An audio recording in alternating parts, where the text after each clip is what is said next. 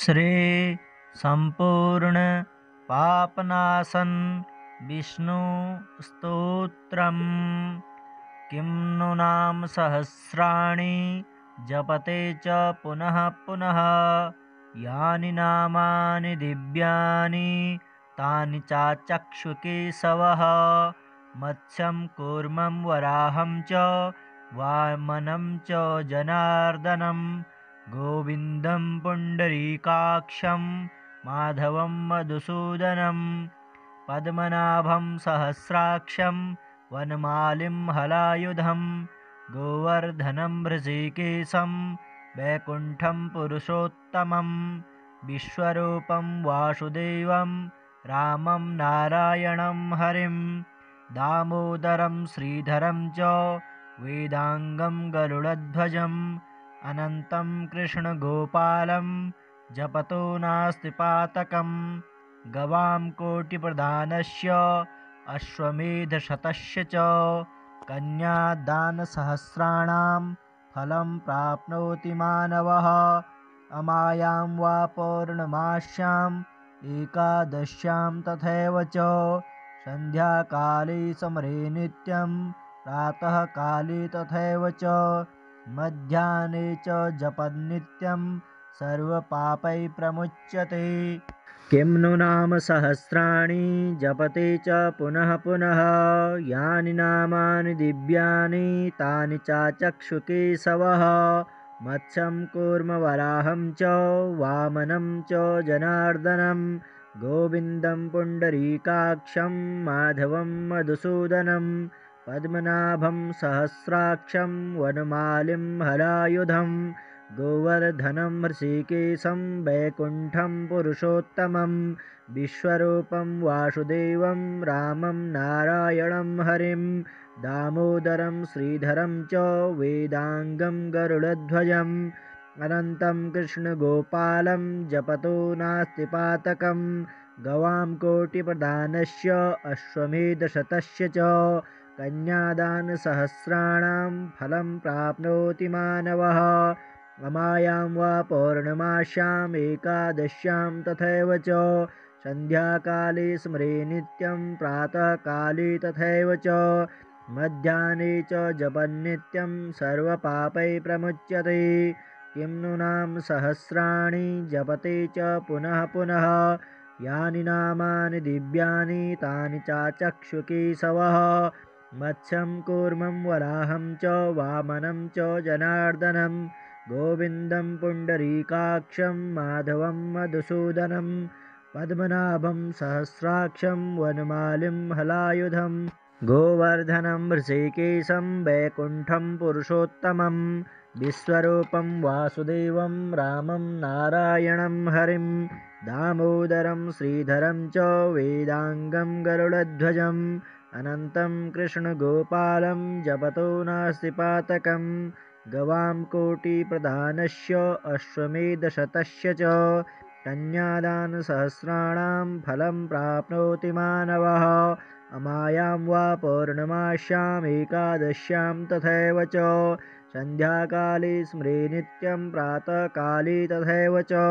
मध्याह्ने च जपन्नित्यं सर्वपापै प्रमुच्यते। किं नु नाम सहस्राणि जपते च पुनः पुनः। यानि नामानि दिव्यानि तानि चाचक्षुकेशवः। मत्स्यं कूर्मवराहं च वामनं च जनार्दनं। गोविन्दं पुण्डरीकाक्षं माधवं मधुसूदनं। पद्मनाभं सहस्राक्षं वनमालिं हलायुधं। गोवर्धनं ऋषिकेशं वैकुण्ठं पुरुषोत्तमं। विश्वरूपं वासुदेवं रामं नारायणं हरिं। दामोदरं श्रीधरं च वेदाङ्गं गरुडध्वजम्। अनन्तं कृष्णगोपालं जपतो नास्ति पातकम्।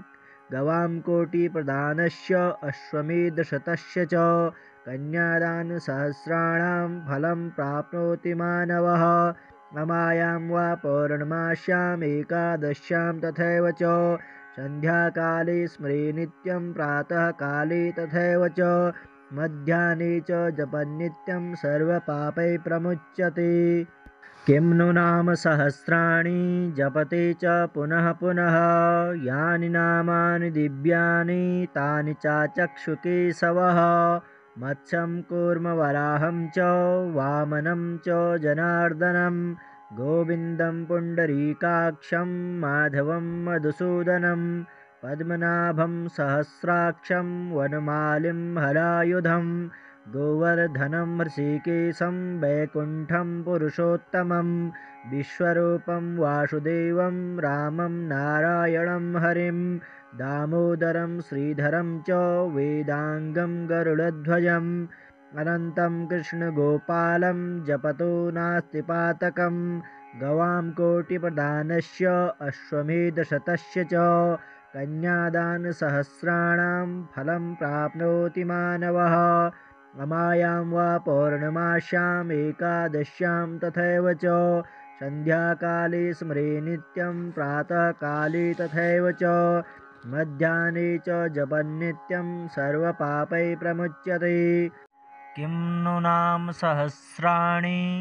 जपते च पुनः पुनः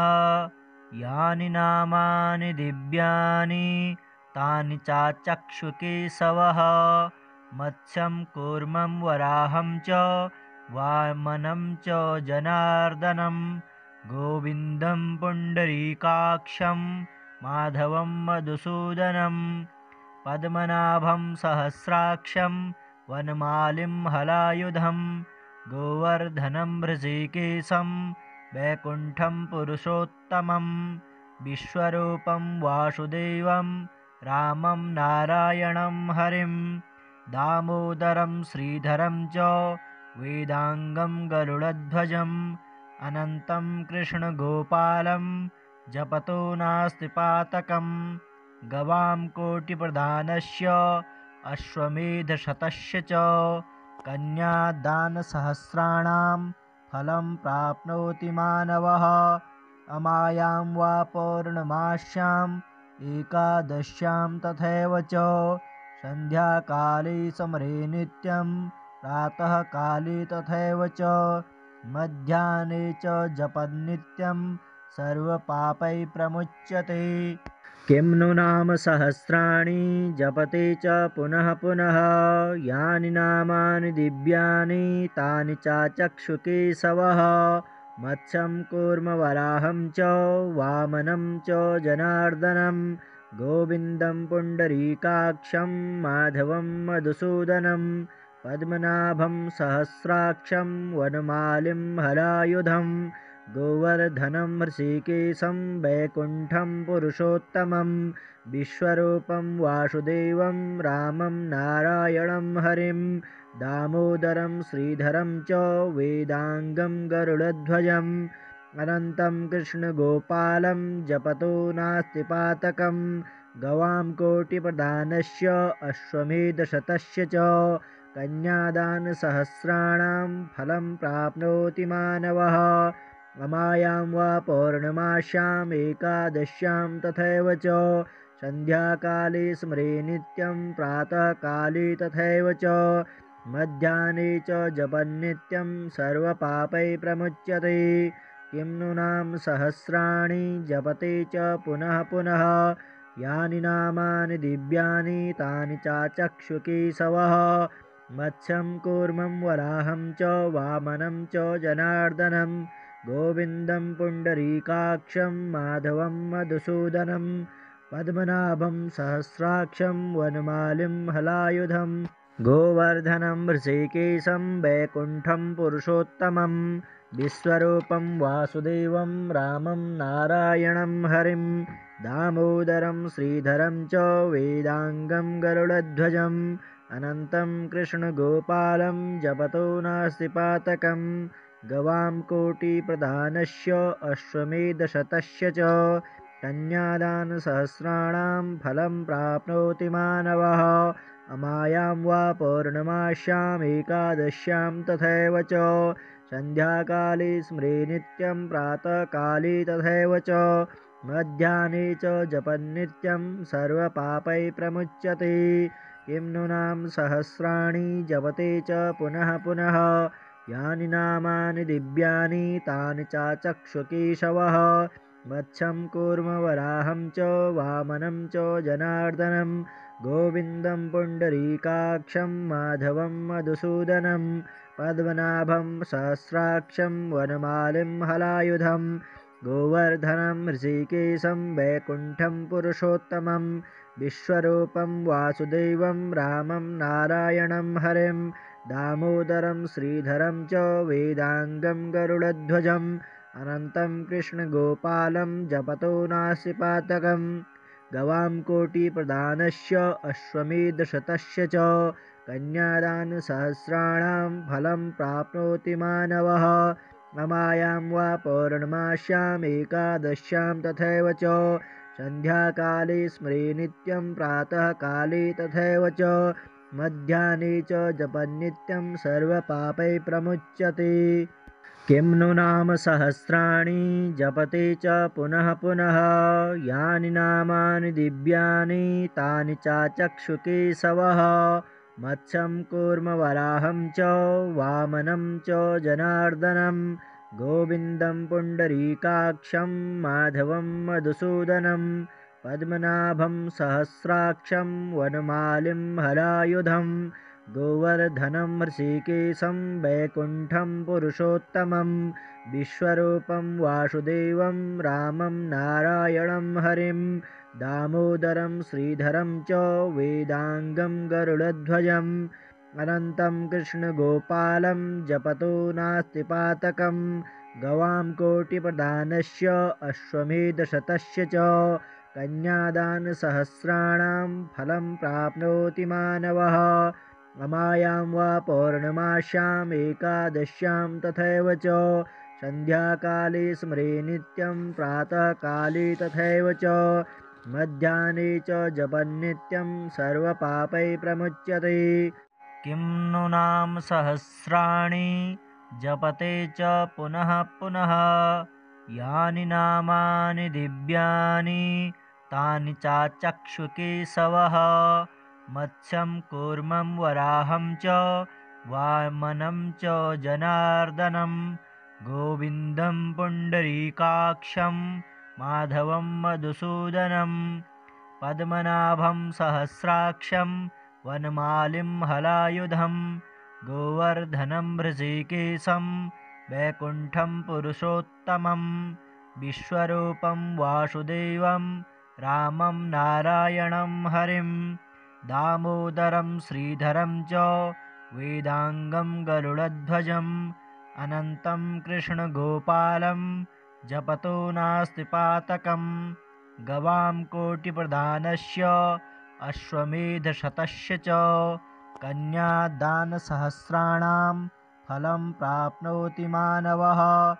अमायां वा पौर्णमास्याम् एकादश्यां तथैव च सन्ध्याकाले स्मरे नित्यं प्रातःकाले तथैव च मध्याह्ने च जपन्नित्यं सर्वपापै प्रमुच्यते किं नु नाम सहस्राणि जपते च पुनः पुनः यानि नामानि दिव्यानि तानि चाचक्षुकेशवः मत्स्यं कूर्मवराहं च वामनं च जनार्दनं गोविन्दं पुण्डरीकाक्षं माधवं मधुसूदनं पद्मनाभं सहस्राक्षं वनमालिं हलायुधं गोवर्धनं ऋषिकेशं वैकुण्ठं पुरुषोत्तमं विश्वरूपं वासुदेवं रामं नारायणं हरिं दामोदरं श्रीधरं च वेदाङ्गं गरुडध्वजम् अनन्तं कृष्णगोपालं जपतो नास्ति पातकं गवां कोटिप्रदानस्य अश्वमेधशतस्य च कन्यादानसहस्राणां फलं प्राप्नोति मानवः अमायां वा पौर्णमास्याम् एकादश्यां तथैव च सन्ध्याकाले स्मरे नित्यं प्रातःकाले तथैव च मध्याह्ने च जपन्नित्यं सर्वपापै प्रमुच्यते किं नु नाम सहस्राणि जपते च पुनः पुनः यानि नामानि दिव्यानि तानि चाचक्षुकेशवः मत्स्यं कूर्मं वराहं च वामनं च जनार्दनं गोविन्दं पुण्डरीकाक्षं माधवं मधुसूदनं पद्मनाभं सहस्राक्षं वनमालिं हलायुधं गोवर्धनं ऋषिकेशं वैकुण्ठं पुरुषोत्तमं विश्वरूपं वासुदेवं रामं नारायणं हरिं दामोदरं श्रीधरं च वेदाङ्गं गरुडध्वजम् अनन्तं कृष्णगोपालं जपतो नास्ति पातकं गवां कोटिप्रधानस्य अश्वमेधशतस्य च कन्यादानसहस्राणां फलं प्राप्नोति मानवः अमायां वा पौर्णमास्यामेकादश्यां तथैव च सन्ध्याकाले स्मरे नित्यं प्रातःकाले तथैव च मध्याह्ने च जपन्नित्यं सर्वपापैः प्रमुच्यते किं नु नाम सहस्राणि जपते च पुनः पुनः यानि नामानि दिव्यानि तानि चाचक्षुकेशवः मत्स्यं कूर्मवराहं च वामनं च जनार्दनं गोविन्दं पुण्डरीकाक्षं माधवं मधुसूदनं पद्मनाभं सहस्राक्षं वनमालिं हलायुधं गोवर्धनं ऋषिकेशं वैकुण्ठं पुरुषोत्तमं विश्वरूपं वासुदेवं रामं नारायणं हरिं दामोदरं श्रीधरं च वेदाङ्गं गरुडध्वजम् अनन्तं कृष्णगोपालं जपतो नास्ति पातकं गवां कोटिप्रधानस्य अश्वमेधशतस्य च कन्यादानसहस्राणां फलं प्राप्नोति मानवः अमायां वा पौर्णमास्यामेकादश्यां तथैव च सन्ध्याकाले स्मरे नित्यं प्रातःकाले तथैव च मध्याह्ने च जपन्नित्यं सर्वपापैः प्रमुच्यते किं नु नाम सहस्राणि जपते च पुनः पुनः यानि नामानि दिव्यानि तानि चाचक्षुकेशवः मत्स्यं कूर्मवराहं च वामनं च जनार्दनं गोविन्दं पुण्डरीकाक्षं माधवं मधुसूदनं पद्मनाभं सहस्राक्षं वनमालिं हलायुधं गोवर्धनं ऋषिकेशं वैकुण्ठं पुरुषोत्तमं विश्वरूपं वासुदेवं रामं नारायणं हरिं दामोदरं श्रीधरं च वेदाङ्गं गरुडध्वजम् अनन्तं कृष्णगोपालं जपतो नास्ति पातकं गवां कोटिप्रधानस्य अश्वमेधशतस्य च कन्यादानसहस्राणां फलं प्राप्नोति मानवः अमायां वा पौर्णमास्यामेकादश्यां तथैव च सन्ध्याकाले स्मरे नित्यं प्रातःकाले तथैव च मध्याह्ने च जपन्नित्यं सर्वपापैः प्रमुच्यते किं नु नाम सहस्राणि जपते च पुनः पुनः यानि नामानि दिव्यानि तानि चाचक्षुकेशवः मत्स्यं कूर्मं वराहं च वामनं च जनार्दनं गोविन्दं पुण्डरीकाक्षं माधवं मधुसूदनं पद्मनाभं सहस्राक्षं वनमालिं हलायुधं गोवर्धनं ऋषिकेशं वैकुण्ठं पुरुषोत्तमं विश्वरूपं वासुदेवं रामं नारायणं हरिं दामोदरं श्रीधरं च वेदाङ्गं गरुडध्वजम् अनन्तं कृष्णगोपालं जपतो नास्ति पातकं गवां कोटिप्रधानस्य अश्वमेधशतस्य च कन्यादानसहस्राणां फलं प्राप्नोति मानवः अमायां वा पौर्णमास्याम् एकादश्यां तथैव च सन्ध्याकाले स्मरे नित्यं प्रातःकाले तथैव च मध्याह्ने च जपन्नित्यं सर्वपापैः प्रमुच्यते किं नु नाम सहस्राणि जपते च पुनः पुनः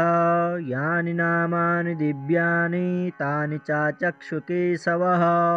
मत्स्यं कूर्मवराहं च वामनं च जनार्दनं गोविन्दं पुण्डरीकाक्षं माधवं मधुसूदनं पद्मनाभं सहस्राक्षं वनमालिं हलायुधं गोवर्धनं ऋषिकेशं वैकुण्ठं पुरुषोत्तमं विश्वरूपं वासुदेवं रामं नारायणं हरिं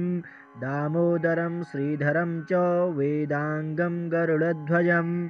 अनन्तं कृष्णगोपालं जपतो नास्ति पातकं गवां कोटिप्रदानस्य अश्वमेधशतस्य च कन्यादानसहस्राणां फलं प्राप्नोति मानवः अमायां वा पौर्णमास्याम् एकादश्यां तथैव च सन्ध्याकाले स्मरे नित्यं प्रातःकाले तथैव च मध्याह्ने च जपन्नित्यं सर्वपापैः प्रमुच्यते किं नु नाम सहस्राणि जपते च पुनः पुनः यानि नामानि दिव्यानि तानि चाचक्षुकेशवः मत्स्यं कूर्मं वराहं च वामनं च जनार्दनं गोविन्दं पुण्डरीकाक्षं माधवं मधुसूदनं पद्मनाभं सहस्राक्षं वनमालिं हलायुधं गोवर्धनं ऋषिकेशं वैकुण्ठं पुरुषोत्तमं विश्वरूपं वासुदेवं रामं नारायणं हरिं दामोदरं श्रीधरं च वेदाङ्गं गरुडध्वजम् अनन्तं कृष्णगोपालं जपतो नास्ति पातकं गवां कोटिप्रदानस्य अश्वमेधशतस्य च कन्यादानसहस्राणां फलं प्राप्नोति मानवः अमायां वा पौर्णमास्याम् एकादश्यां तथैव च सन्ध्याकाले स्मरे नित्यं प्रातःकाले तथैव च मध्याह्ने च जपन्नित्यं सर्वपापैः प्रमुच्यते किं नु नाम सहस्राणि जपते च पुनः पुनः यानि नामानि दिव्यानि तानि चाचक्षुकेशवः मत्स्यं कूर्मवराहं च वामनं च जनार्दनं गोविन्दं पुण्डरीकाक्षं माधवं मधुसूदनं पद्मनाभं सहस्राक्षं वनमालिं हलायुधं गोवर्धनं ऋषिकेशं वैकुण्ठं पुरुषोत्तमं विश्वरूपं वासुदेवं रामं नारायणं हरिं दामोदरं श्रीधरं च वेदाङ्गं गरुडध्वजम् अनन्तं कृष्णगोपालं जपतो नास्ति पातकं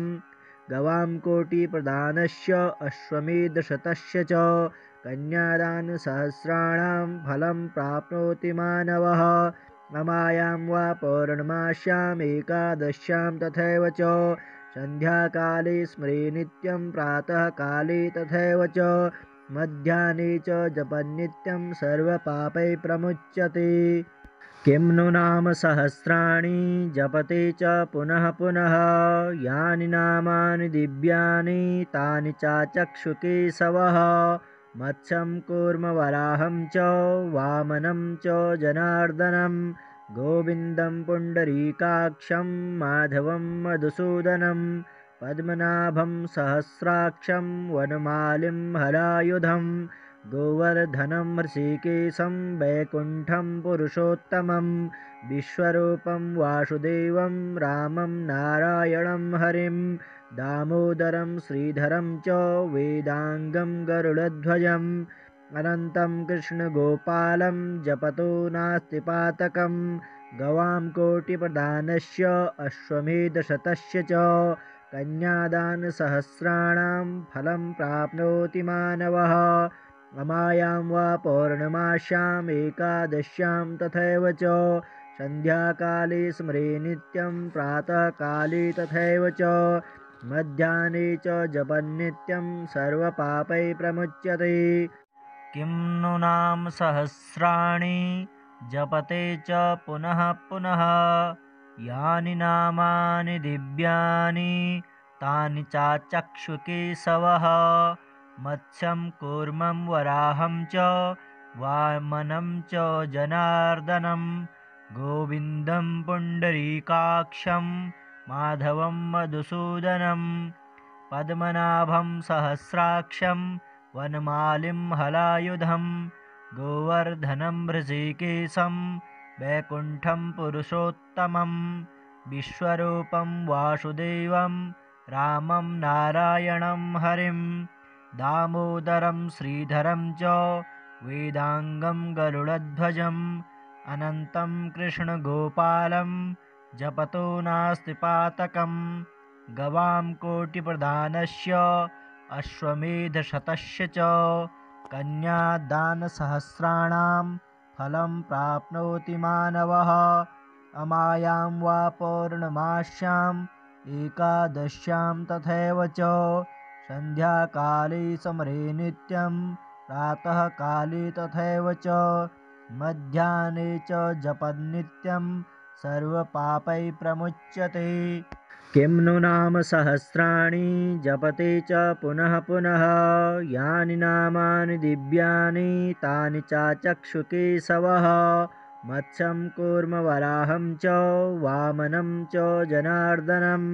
गोविन्दं पुण्डरीकाक्षं माधवं मधुसूदनं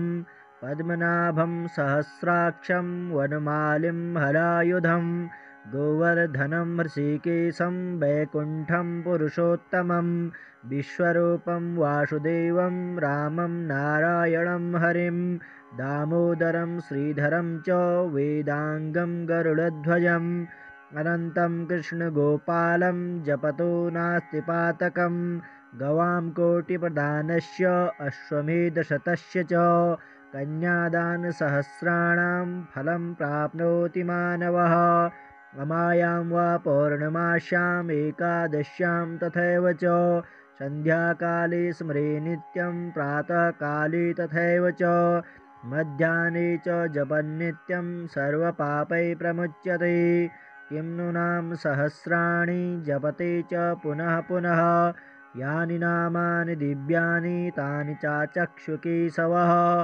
मत्स्यं कूर्मं वराहं च वामनं च जनार्दनं गोविन्दं पुण्डरीकाक्षं माधवं मधुसूदनं पद्मनाभं सहस्राक्षं वनमालिं हलायुधं गोवर्धनं ऋषिकेशं वैकुण्ठं पुरुषोत्तमं विश्वरूपं वासुदेवं रामं नारायणं हरिं दामोदरं श्रीधरं च वेदाङ्गं गरुडध्वजम् अनन्तं कृष्णगोपालं जपतो नास्ति पातकं गवां कोटिप्रदानस्य अश्वमेधशतस्य च कन्यादानसहस्राणां फलं प्राप्नोति मानवः अमायां वा पौर्णमास्याम् एकादश्यां तथैव च सन्ध्याकाले स्मरे नित्यं प्रातःकाले तथैव च मध्याह्ने च जपन्नित्यं सर्वपापैः प्रमुच्यते। किं नु नाम सहस्राणि जपते च पुनः पुनः यानि नामानि दिव्यानि तानि चाचक्षुकेशवः मत्स्यं कूर्मवराहं च वामनं च जनार्दनं गोविन्दं पुण्डरीकाक्षं माधवं मधुसूदनं पद्मनाभं सहस्राक्षं वनमालिं हलायुधं गोवर्धनं ऋषिकेशं वैकुण्ठं पुरुषोत्तमं विश्वरूपं वासुदेवं रामं नारायणं हरिं दामोदरं श्रीधरं च वेदाङ्गं गरुडध्वजम् अनन्तं कृष्णगोपालं जपतो नास्ति पातकं गवां कोटिप्रदानस्य अश्वमेधशतस्य च कन्यादानसहस्राणां फलं प्राप्नोति मानवः अमायां वा पौर्णमास्याम् एकादश्यां तथैव च सन्ध्याकाले स्मरे नित्यं प्रातःकाले तथैव च मध्याह्ने च जपन्नित्यं सर्वपापैः प्रमुच्यते। किं नु नाम सहस्राणि जपते च पुनः पुनः यानि नामानि दिव्यानि तानि चाचक्षुकेशवः मत्स्यं कूर्मवराहं च वामनं च जनार्दनं गोविन्दं पुण्डरीकाक्षं माधवं मधुसूदनं पद्मनाभं सहस्राक्षं वनमालिं हलायुधं गोवर्धनं ऋषिकेशं वैकुण्ठं पुरुषोत्तमं विश्वरूपं वासुदेवं रामं नारायणं हरिं दामोदरं श्रीधरं च वेदाङ्गं गरुडध्वजम् अनन्तं कृष्णगोपालं जपतो नास्ति पातकं गवां कोटिप्रदानस्य अश्वमेधशतस्य च कन्यादानसहस्राणां फलं प्राप्नोति मानवः रमायां वा पौर्णमास्याम् एकादश्यां तथैव च सन्ध्याकाले स्मरे नित्यं प्रातःकाले तथैव च मध्याह्ने च जपन्नित्यं सर्वपापैः प्रमुच्यते।